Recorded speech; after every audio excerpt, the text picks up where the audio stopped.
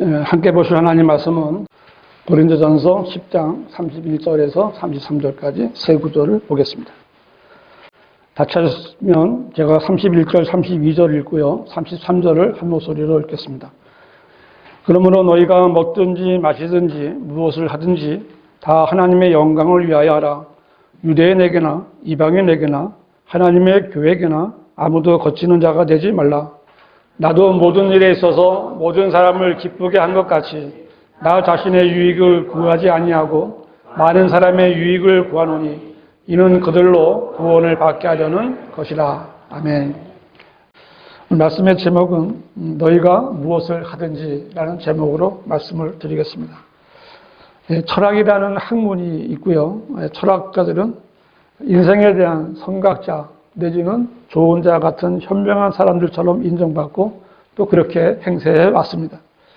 피타고라스에서부터 시작해서 소크라테스, 플라톤, 아리스토텔레스 등이 이렇게 철학자의 계보를 이어왔습니다. 어떤 철학자도 태초에 하나님께서 하늘과 땅을 창조하신 것을 믿지 않았습니다. 어떤 철학자도 태초에 사람을 지으신 분이 남자와 여자를 지으신 것을 믿지 않았습니다. 그러면서도 그들은 내가 무엇을 알 수 있는가? 사람은 왜 사는가? 사람은 어떻게 살아야 하는가? 사람은 죽어서 어디로 가는가? 서로 질문하고 허황된 답변을 제시하곤 하는 겁니다. 그러나 성경은 사람이 어떻게 시작이 되었고 왜 살아야 되고 어떻게 살아야 되고 왜 죽는지 그리고 죽은 다음에는 어떻게 되는지에 대해서 분명히 밝히고 있는 겁니다. 모든 인류는 죄인이며 죄의 싹은 사망이다. 인류는 허물과 죄들 가운데 죽으면 지옥으로 간다. 이것이 성경이 말씀하는 겁니다. 모든 인간은 죄인이기에 구원받아야 되는데 구원받는 것은 문자적인 불못에서 불타는 것으로부터 구해냄을 받는 것이고 구원받은 사람은 영원하고 거룩한 도성에서 영생을 누리는 겁니다. 하나님께서는 모든 사람이 구원받기를 원하시며 구원받은 사람이 진리의 지식에 이르기를 원하시고요. 진리를 따라 살기를 원하시는 겁니다. 인류 역사 가운데 왕들 가운데 최고의 권세와 부와 쾌락을 향유했던 솔로몬은 그의 생을 결산하면서 남긴 책이 전도서입니다. 근데 그 전도서의 마지막에 이렇게 써 있어요. 전체 일의 결론을 들을지니 하나님을 두려워하고 그의 계명들을 지키라. 이것이 모든 사람의 의문이 이는 하나님께서 선이든 악이든 모든 행위와 모든 은밀한 것들을 심판하실 것입니다. 사람의 인생에 대한 결론은 그거예요. 하나님께서 심판하신다. 이걸 알고 살면 잘 살 수 있어요. 이것은 솔로몬의 개인적인 소견이 아니라 성령 하나님께서 그에게 감동을 주셔서 하게 한 거예요. 어떻게 살아야 잘 사는 것인가? 자신의 세상 생명이 얼마 안 있으면 끝날 것이라고 알고 살면서 자기 혼이 심판을 받게 됨을 알고 대비하면서 사는 것이 가장 잘 사는 겁니다. 오늘 본문은 사도 바울이 고린도 교회 성도들에게 보낸 편지 가운데 일부인데요. 바울이 쓴 편지 가운데 고린도 전서는 이 구원받은 후에 성도들이 어떤 삶을 살아가야 하는가에 대한 실천적인 교리들을 많이 다루고 있는 책이에요. 오늘 말씀은 우리에게 무엇을 위해 살아야 하고 어떻게 살아야 하는가 그 목적을 제시하고 있는데요. 사람마다 일을 하면서 살아가고 있습니다. 사람들이 일을 하는 첫째 목적은 자신과 자신의 가족의 생계를 위해서입니다. 그런데 예수님께서는 그 갈릴리 해변에서 처음 제자들을 부르셨을 때 그 생계를 위해서 고기를 잡는 직업 어부들인 그들에게 나를 따라오라. 내가 너희로 사람들을 낚는 어부가 되게 하리라 라고 말씀하셨어요. 그러자 그들이 즉시 그물을 버려두고 주님을 따랐다라고 기록이 되어 있습니다. 이것은 우리 그리스도인이 어떻게 살아야 할 것인가를 일깨워주는 교훈적인 말씀입니다. 우리 주 예수님께서 가르치신 삶에 대한 자세와 방법은 이 세상이 가르치고 행하는 것과는 다른 겁니다. 예수님께서 가르치신 삶의 방식은 육신을 목적으로 사는 것이 아니라 영적인 일을 우선에 두고 사는 겁니다. 이 세상을 위해서 사는 것보다 하나님을 위해서 먼저 사는 거예요. 우리가 어떤 목적을 가지고 살아가느냐에 대한 하나님의 뜻이 바로 그런 겁니다. 오늘 우리는 말씀을 통해서 우리를 향하신 하나님의 뜻을 다시 한번 깨닫고 그 뜻에 따라서 살 것을 다짐하는 복된 시간이 되시기를 바랍니다. 너희가 무엇을 하든지 첫 번째로 하나님의 영광을 위하여 하라 그랬습니다. 고린도전서 10장 31절 그러므로 너희가 먹든지 마시든지 무엇을 하든지 다 하나님의 영광을 위하여 하라고 했는데요. 너희가 무엇을 하든지 하나님의 영광을 위하여 하라는 이 명령은 우리 그리스도인들에게 하신 말씀이에요. 왜냐하면 구원받은 그리스도인은 하나님께 영광을 돌릴 수 있는 자격이 생긴 거예요. 특권을 가진 거예요. 하나님께서 심판하셨던 땅을 재창조하시면서 하나님의 형상대로 아담을 창조하신 이유가 죄가 없는 인간들을 의롭고 거룩한 하나님의 아들들로 삼아서 이 지구뿐만 아니라 온 우주를 채워서 하나님께서 원래 창조하신 그 목적대로 하나님의 영원한 영광을 찬양하게 하시려는 것이었습니다. 이사야서 말씀 하나만 찾아볼게요. 이사야서 43장 7절 곧 내 이름으로 불리는 자는 모두 다 데려오라. 이는 내가 내 영광을 위하여 그를 창조하였고 내가 그를 조성하였나니 정녕 내가 그를 지었습니다. 그렇습니다. 하나님께서 하나님의 영광을 위하여 창조하였다라고 말씀하셨습니다. 그런데 사탄은 이러한 창조주 하나님의 계획을 성취할 아담을 범죄하게 함으로써 죄인으로 만들어서 하나님께 영광을 돌리지 못하게 만들었고요. 대신 자신이 이 세상의 신이 되어서 사람들의 찬양과 경배를 받았습니다. 아담은 하나님의 말씀에 불순종해서 죄를 짓고 하나님의 영광을, 형상을 잃어버렸기 때문에 하나님께 영광을 돌릴 수 있는 자격을 상실한 거예요. 그래서 하나님께서는 하나뿐인 아들을 한몫제물로 삼으셔서 모든 인간들의 죄를 대신해서 십자가에 피 흘려 죽게 하셨고 예수님께서 죽은 자들로부터 다시 살아나심으로 세상 죄를 제거해 주셨습니다. 누구든지 이 사실을 믿고 예수 그리스도를 구주로 영접하는 순간 거듭나게 되고요. 성령께서는 그 사람 안으로 들어가셔서 그의 몸을 성령이 거하시는 성전으로 만들어 주셨어요. 그래서 그 고린도전서 6장 19절 20절에 보시면 또한 너희 몸은 너희가 하나님으로부터 받은 바 너희 안에 계신 성령의 전인 것을 알지 못하느냐. 너희는 너희 자신의 것이 아니니라. 너희는 값을 치르고 산 것이니 그러므로 하나님의 것인 너희 몸과 너희 영으로 하나님께 뭐라고 그래요? 영광을 돌리라. 이 주님의 보혈로 사주시기 전에 우리는 죄에게 종이었던 몸이었고 육신의 뜻을 따라 살던 몸이었습니다. 하지만 이제 우리의 몸은 우리 것이 아니에요. 값을 치르고 주님이 사신 거예요. 그리스도의 것이 된 겁니다. 그러므로 하나님의 것인 우리의 몸으로 할 수 있는 일은 하나님께 영광을 돌리는 일을 해야만 되는 거예요. 그래서 우리는 하나님의 것인 너희 몸과 너희 영으로 하나님께 영광을 돌리라는 명령을 받은 겁니다. 하나님의 영광이란 하나님의 위대하심과 그분의 온전하심이 드러나는 겁니다. 하나님의 영광의 강체이신 예수 그리스도께서 육신을 입고 이 땅에 오셨고요. 오셔서 나타내신 것이 바로 하나님의 영광이었습니다. 주님이 탄생하셨을 때 목자들은 아기이신 그분을 보고 하나님께 영광을 돌리고 찬양을 하며 돌아갔다 그랬어요. 예수님께서 죽은 과부의 외아들을 살려주시자 사람들은 하나님께 영광을 돌려드렸다라고 성경이 기록하고 있습니다. 10명의 문둥병자 가운데 한 명이 자기가 나은 것을 보고 돌아와 큰 음성으로 하나님께 영광을 돌려드리며 라고 했어요. 주님께서는 십자가의 죽음까지 순종하심으로써 하나님의 일을 완성하심으로 자신도 영광을 받으시고 하나님께 영광을 돌려드렸습니다. 십자가를 통해서 하나님의 거룩하심이 영광을 받으신 겁니다. 하나님께서는 짐승들에게 먹을 것을 주셨고요.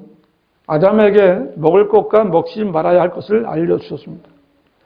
만일 아담이 하나님께서 금지하신 나무의 열매를 먹지 않았다면 하나님께서는 아담이 먹지 않은 것을 통해서 영광을 받으셨을 것이고 또 아담도 영광을 받았을 겁니다. 그런데 아담은 하나님께서 금하신 열매를 먹음으로써 하나님의 영광을 가려버렸고요. 자신도 지울 수 없는 수치를 받고 말았습니다. 역사적으로 수많은 사람들이 하나님의 영광을 위하여 무엇인가를 했지만 사람의 생각으로 하나님의 영광을 위해 일한다는 것은 마귀가 쳐놓은 올무에 걸려들은 거예요. 마귀는 가짜 하나님을 세워서 그 하나님께 영광을 돌려야 한다고 미혹해서 진짜 하나님의 영광을 가려버리는 겁니다. 그래서 눈먼 유대인 종교 지도자들은 하나님의 영광을 위하여 예수 그리스도를 십자가에 못 박았고요. 그 무리들은 하나님의 영광을 위해서 사도들을 죽였습니다. 로마 카톨릭은 하나님의 영광을 위하여 수천만 명의 성령들을 믿는 성도들을 불태우고 찢고 사자의 밥으로 던져주었습니다. 오늘날에도 수많은 교회들이 하나님의 영광을 위하여 새벽부터 밤늦게까지 거의 매일 무슨 일인가를 하고 있는 거예요. 그러나 이런 것은 하나님의 영광을 위하여 하는 일이 아닌 겁니다. 로마서 15장 16절 말씀에 한 생각과 한 입으로 하나님 곧 우리 주 예수 그리스도의 아버지께 영광을 돌리게 하시길 원하노라고 했는데요. 그리스도인들이 논쟁하는 가운데 분열하지 않고 한 생각과 한 입을 갖는 것은 하나님께 영광이 됩니다. 하지만 교단들을 세우고 또 다른 문제로 갈라지고 하는 것은 하나님을 영화롭게 하는 것이 아니라 세상 사람들로부터 손가락질을 받는 거예요. 베드로전서 4장 16절에 그러나 만일 너희가 그리스도인으로서 고난을 당하면 부끄러워하지 말고 오히려 그 일로 인하여 하나님께 영광을 돌리라 그랬습니다. 그리스도인으로서 고난을 당하는 것은 자랑스러운 일이지 결코 부끄러워할 일이 아닌 겁니다.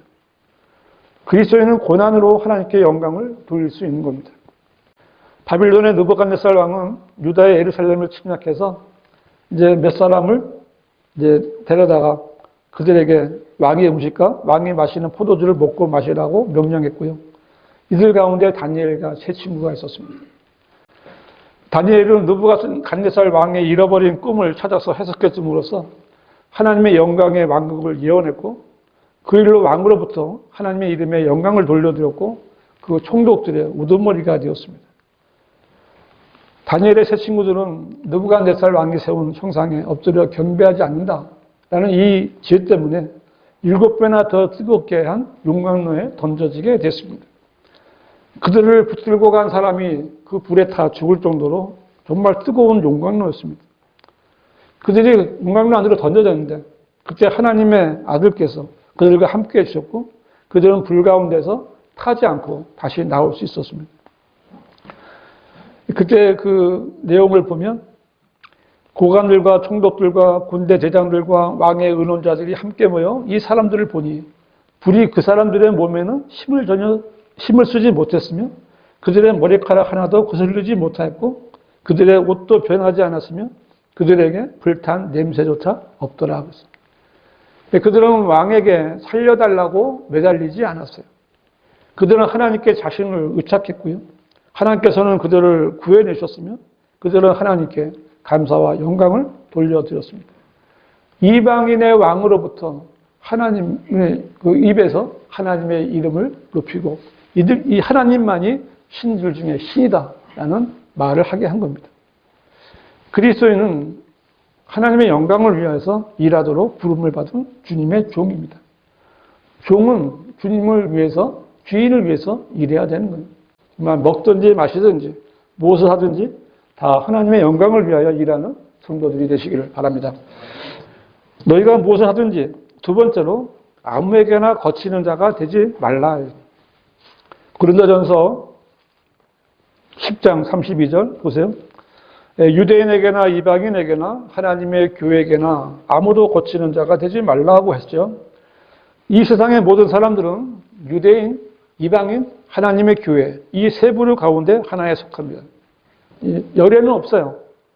성경의 모든 구절들이 진리의 말씀이긴 하지만 우리가 어떤 성경 구절을 읽을 때 각 구절이 유대인과 이방인 그리고 하나님의 교회 가운데 누군가를 위한 말씀인가를 모르면 혼란에 빠지게 되고요. 잘못 적용하게 되면 결과적으로 오리를 퍼뜨리게 돼서 그 말씀을 받는 부류에게 거치는 자가 되고 마는 겁니다. 다시 말해서 이 성경은요, 어떤 구절은요, 유대인에게만 해당이 됩니다. 어떤 구절은 이방인에게만 해당이 되고요. 어떤 구절은 그리스도인에게만 해당이 되는 거예요. 여기에 나와 있는 하나님의 교회는 뭐 안상홍을 믿는 하나님의 교회는 아니에요. 그렇게 하면 안 됩니다.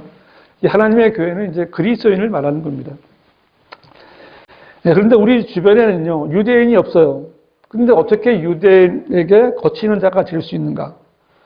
물론 우리는 유대인을 만날 수는 없지만 교회 다니면서 하나님을 안다고 하고 예수님을 믿는다고 하면서 불행하지 못하도록 방해하는 사람들도 만날 수 있게 되는데, 이런 사람들은 바로 천국을 닫아버려서 자신들도 들어가지 않고 다른 사람들도 들어가게 하지 못하는 유대인들이에요. 똑같은 사람들이. 이렇게 교회만 다니면 구원받는 것으로 여기고 하나님의 구원 밖에 있으면서 구원받은 줄 알고 있는 사람들이 오늘날 우리가 접할 수 있는 유대인과 같은 사람들이 아닌가 여겨지는 겁니다. 그들은 구원받아야 될 사람들이에요. 그 성경에 보면 아브라함이 최초의 히브리인이라고 나옵니다. 그 아브라함의 그 손자 야곱의 12아들이 이제 유대인이라고 불려지는데, 그 아브라함 때부터 또 이제 이스라엘 12지파서부터 이 지상에는 이방인과 유대인이라는 이제 두 부류로 나누어지게 된 겁니다. 그래서 인류의 역사는 하나님의 백성인 유대인과 사탄의 지배를 받는 이방인과의 싸움이라고 해도 과언이 아닐 정도로 두 부류는 항상 대적을 하는 겁니다. 지금도 이스라엘과 온 세계가 대적을 하는 것 똑같습니다.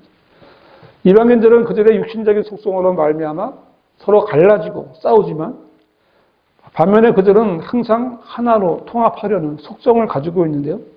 그때가 언젠가 하면 주로 하나님을 대적하거나 하나님의 왕국을 대적하거나 진리의 말씀을 대적하는 경우인데요. 예수님 당시에 예수님을 박해할 때에도 똑같은 상황이 있었어요. 누가복음 23장 12절에 있는 말씀인데, 빌라도와 헤롯이 전에는 서로 적대 관계였는데 그날은 서로 친구가 되니라. 그날은 어떤 날인가 하면 예수님이 십자가에 못 박은 날이에요. 네, 지금은 이방인들의 때입니다. 그러나 하나님께서 이방인들의 때를 허락하신 것은 그들이 잘해서가 아니라 하나님의 백성인 이스라엘이 배교했기 때문에 이스라엘을 바로잡기 위해서 이방인들을 사용하시는 것 뿐이에요.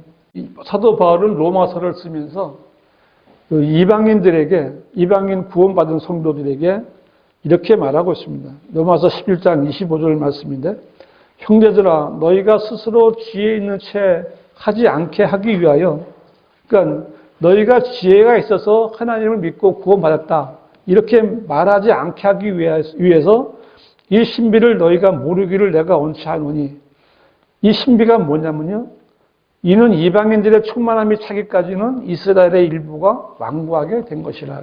이스라엘이 지금은 꺾어져 있는 상태에 이방인들이 기회를 잡고 하나님의 은혜를 입게 된 거예요.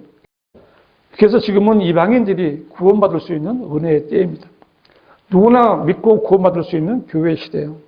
그런데 성경을 모르고 또 모르면서도 아놓지 않은 자들이 바로 이 이방인들에게 거치는 자들이 되고 있는 겁니다.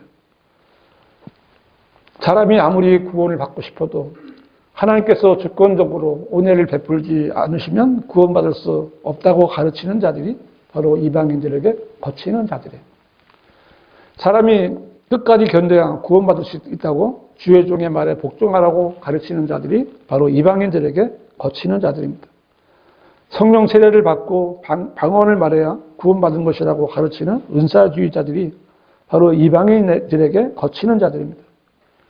모태신앙이라고 말하는 자들, 또 유아 세례를 주는 자들, 전부 이 이방인들로 하여금 하나님을 알지 못하고 하나님이 원하시는 구원을 받지 못하게 거치는 돌을 놓는 자들입니다. 하나님을 알지 못하게 하고 거짓 교리를 만들어서 구원받지 못하게 하는 종교인들이 거치는 자들입니다. 성경대로 믿는 그리스도인은 이런 유대인에게나 이방인에게나 거치는 자가 되어서는 안 되는 겁니다. 이 하나님의 교회란, 그리스도인이란 그리스도의 복음을 듣고 예수 그리스도를 믿고 구주로 영접한 하나님의 아들들입니다. 거듭난 성도들이고 영원한 생명을 소유한 성도들입니다. 유대인에게나 이방인에게나 또 동일하게 그 예수 그리스도의 피로 구원받고 그렇게 구원받은 사람들은 더 이상 이방인도 아니고 유대인도 아닙니다. 그리스도인이에요. 하나님의 교회예요. 그러면 이 교리적으로 이 교회 안에는 거치는 자가 있어서는 안 되는 게 맞는 겁니다. 그런데 교회 안에도 거치는 자들이 있는데 바로 성경을 변개해서 하나님의 말씀대로 믿지 못하게 하는 자들이나 또 성경을 문자적으로 받아들여보다는 비유나 영적으로 해석해서 잘못된 교리를 가르치는 자들입니다. 그들은 전천년주의적인 선교적인 교리를 버리고 자신들의 신학으로 고천년주의, 무천주의를 만들어서 성도들로 하여금 다시 오실 예수 그리스도를 기다리는 복된 소망 가운데 살기보다는 이 교회의 힘으로, 믿는 사람들의 힘으로 이 세상을 살기 좋은 곳으로 만들어서 이 세상에서 인정받는 교인으로 살아야 한다라고 이렇게 바꿔버린 거예요. 그들은 왕이 오셔서 하실 일을 자신들이 하겠다고 하면서 교회에 거치는 자들이 된 겁니다. 그리스도인이라면 당연히 대비해야 할 그리스도의 심판석에서 금이나 은이나 보석으로 남겨질 일을 하지 못하게 하고 나무나 지피나 그릇토기로 모두 타버리고 죄만 남길 일을 열심을 얘기하고 있는 거예요. 그들은 거치는 자들이에요. 교회에는 영이 거듭났고 혼은 구원받았어도 아직 구속받지 못한, 육신이 구속받지 못한 육신적이고 어린아이 같은 사람들도 많이 있습니다. 성경대로 믿는 그리스도인들은 그들에게 진리의 지식으로 다가가서 하나님의 말씀으로 잘 가르쳐야 잘 자랄 수 있는 거예요. 구원받지 않은 사람들은 구원받지 않은 사람이든 구원받은 사람이든 누구에게든지 거치는 자가 돼서는 안 돼요. 구원과 진리의 지식으로 잘 인도해 줄 수 있는 성숙한 성도들이 되시기를 바랍니다. 너희가 무엇을 하든지, 세 번째로 자신의 유익을 구하지 말고 많은 사람의 유익을 구하라 그랬습니다. 10장 33절, 고린도전서 10장 33절. 나도 모든 일에 있어서 모든 사람을 기쁘게 한 것 같이 나 자신의 유익을 구하지 아니하고 많은 사람의 유익을 구하노니 이는 그들로 구원을 받게 하려는 것이라고 했는데요. 그러나 모든 일에서 모든 사람을 기쁘게 할 수 있는 사람은 아무도 없습니다. 아무도 없어요. 모든 사람을 기쁘게 할 수 있습니까, 여러분이? 없어요. 만일 사람이 모든 일에 있어서 모든 사람들을 기쁘게 하려고 한다면 좀 이상한 사태를 맞이하게 될 겁니다. 어떤 아버지와 아들이 어린 당나귀를 끌고 읍내를 지나가는데 사람들이 웃으면서 걸어가라면 무엇하러 당나귀를 끌고 가냐? 라고 이제 비난했습니다. 두 사람이 그 말을 듣고 어린 당나귀에 올라탔습니다. 근데 어떤 사람들이 가다가 두 사람이 탔으니 참 잔인하다 그랬습니다. 그래서 이제 소년이 내리고 아버지만 탔습니다. 어떤 사람이 어린애를 걷게 하고 어른이 타고 가? 그래? 그럼 어른이 내리고 아들을 태웠습니다. 또 조금 가다 보니까 젊은 녀석이 아버지를 걷게 해. 어떻게 했어요? 여러분 다 아시죠? 두 사람이 당나귀를 메고 집으로 가는 거예요. 다른 사람의 말에 다른 사람을 기쁘게 해주기 위해서 내가 분별하지 못하면 그런 꼴이 되는 겁니다. 잘 생각하셔야 돼요. 그리스도인은 이렇게 분별 없이 모든 일에 있어서 모든 사람을 기쁘게 하려고 해서는 안 되는 거예요. 바울이 여기서 권면하고 있는 것은 모든 일에 있어서 특히 영적인 문제에 있어서 자기 자신의 일만 생각하지 말고 가능한 한 많은 사람들을 기쁘게 해줄 수 있도록 노력하라는 거예요. 바울은 성도들에게 가능하면 모든 사람들을 기쁘게 해야 하는데 마지못해서 억지로 하거나 자신의 유익을 구하지 말고 하나님의 영광을 위해서 기꺼이 행하라 라고 권면하고 있는 겁니다. 죄와 죽음과 지옥에서 구원받은 그리스도인이라면 그럴 만한 위치에 있는 거예요. 그리고 그만한 여유를 가져야 한다라고 말씀하는 겁니다. 그래서 성경대로 믿는 그리스도인은 거리에 나가서 복음을 전하고 구령하면서도 상대가 구원받기를 원하는 것이지 고령했다고 해서 억지로 교회에 데려오려고 하지 않는 겁니다. 이 땅에 살았던 모든 사람들 중에 예수님처럼 철저하게 자신의 유익을 구하지 않았던 사람은 없을 겁니다. 요한복음 6장 38절에서 예수님께서 이렇게 말씀하세요. 이는 내가 하늘에서 내려온 것은 내 자신의 뜻을 행하려는 것이 아니요 나를 보내신 분의 뜻을 행하려는 것입니다. 라고 말씀하셨어요. 예수님께서는 죄가 없으신 하나님의 아들이셨지만 아버지의 뜻에 따라 죄인들을 위하여 스스로 저주가 되셔서 모든 사람들의 모든 죄를 대속해 주시고 구원받게 해 주신 분입니다. 사도 바울 역시 자신의 유익을 구하지 않고 많은 사람의 유익을 구했던 사람입니다. 그 누구보다도 자신의 육신을 신뢰할 만큼 율법의 의와 열성이 있던 사람이었고 그것을 자랑하던 사람이었어요. 그런데 예수님을 만난 후에 그러한 자신의 모든 것을 오히려 배설물로 여기고 모든 일에 있어서 모든 사람을 기쁘게 하기 위한 삶을 살았던 거예요. 그는 모든 사람으로부터 자유인이었지만 모든 사람들의 종이 되어 값없이 그리스도의 복음을 전하고 많은 사람의 유익을 위하여 고난을 당하는 것을 피하지 않았던 그리스도인이었습니다. 바울이 그렇게 많은 사람의 유익을 구하며 살았던 이유와 목적은 그들로 구원을 받게 하려는 것이었어요. 바울은 스스로 모든 사람의 종이 된 것은 더 많은 사람을 얻으려는 목적이 있었던 겁니다. 초기 교회 성도들은 이런 목적이 충만해 있었습니다.